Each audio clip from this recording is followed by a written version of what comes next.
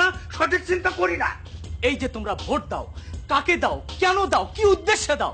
আমি আজীবন দরদিবাটি করি, তাদেরকে ভোট দেই, টাকাও দেই। আমি বন্ধু পার্টি করি, তাদেরকে ভোট দেই, প্রয়োজনে টাকাও দেই। তাহলে শোনো, লান তানালুল বিররা হাত্তা তুনফিকু মিম্মা তুহিব্বুন ওয়া মা তুনফিকু মিন শাইইন ফাইন্নাল্লাহা বিহি আলিম। তোমরা নেকি অর্জন করতে পারো না যতক্ষণ না তোমরা তোমাদের প্রিয় বস্তুগুলো আল্লাহর রাস্তায় ব্যয় করো।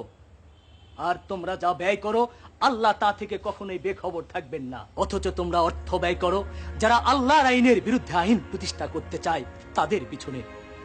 কিন্তু আমি আমার অর্থ ব্যয় করি ইসলাম প্রতিষ্ঠার কাজে, আল্লাহর হুকুম মেনে চলার চেষ্টা করি।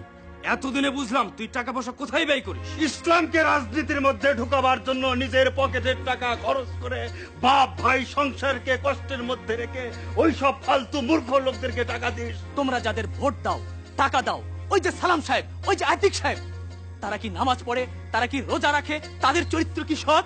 ওই তোর ওই ইসলামী নেতা খালিদ সাহেব নামাজ রোজা করে, তাতে কি হয়েছে? সে কি সৎ? সৎ বলে ইলেকশনে খরচ করার মতো টাকা তার নেই। তার পুঁজি, তার সততা আর কোরআন হাদিসের জ্ঞান।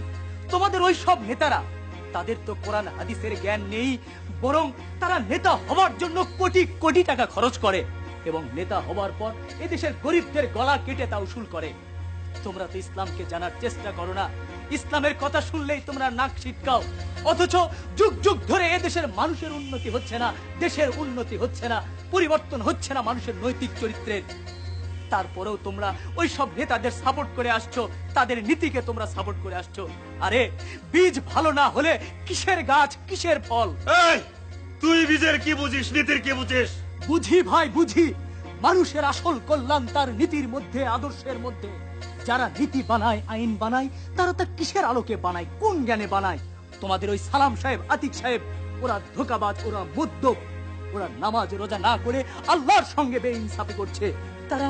তারা মানুষের উপর ইনসাফ করবে কেমন করে? তারা যে নীতি বানায়, আইন বানায়, তা নিজের স্বার্থের জন্য বানায়। তারা আল্লাহর হুকুমের ধার ধারে না। চুপ কর, তুই ওদের প্রসঙ্গে কি জানিস? ওরাই তো রাজনীতি করবে। তোরা ইসলামকে রাজনীতির মধ্যে টেনে নিয়েছিস, নিজের টাকা খরচ করছিস ইসলামকে রাজনীতির জন্য। আপন ভাই বলে এতদিন কিছু বলিনি, আজ বলতে বাধ্য হচ্ছে। তোর স্থান জাহান্নামে, তোর মুখ দেখাও পাপ। তোমরা আল্লাহর আইন প্রতিষ্ঠা করার জন্য মুসলমান নাম নিয়েছো, অথচ কত বড় ধোঁকাবাজ তোমরা। তোমরা আল্লাহ ও তার রাসূলের সঙ্গে প্রতারণা করে মানুষের মন গড়া জীবন ব্যবস্থা প্রতিষ্ঠা করতে জীবন উৎসর্গ করছো। তোমরা প্রতারক, তোমরা ভণ্ড মুসলমান। রফিক, এসব তুই কি বলছিস? আমি ঠিকই বলছি আব্বা। চুপ কর বিয়াদব! এই তোর ইসলাম?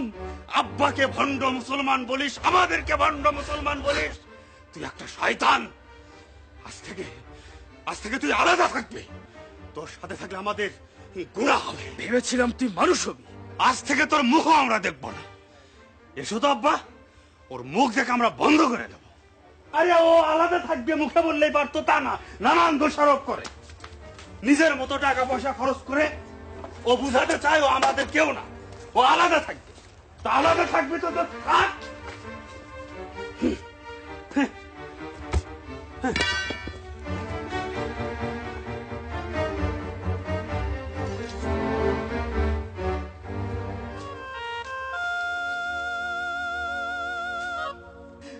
মনে রেখো, তোমরা অন্যায় করছো। তোমরা যা করলে তা জেদ আর হিংসা ছাড়া কিছু না। তোমাদের এ ভুল একদিন ভাঙবে। মানুষের মন গড়া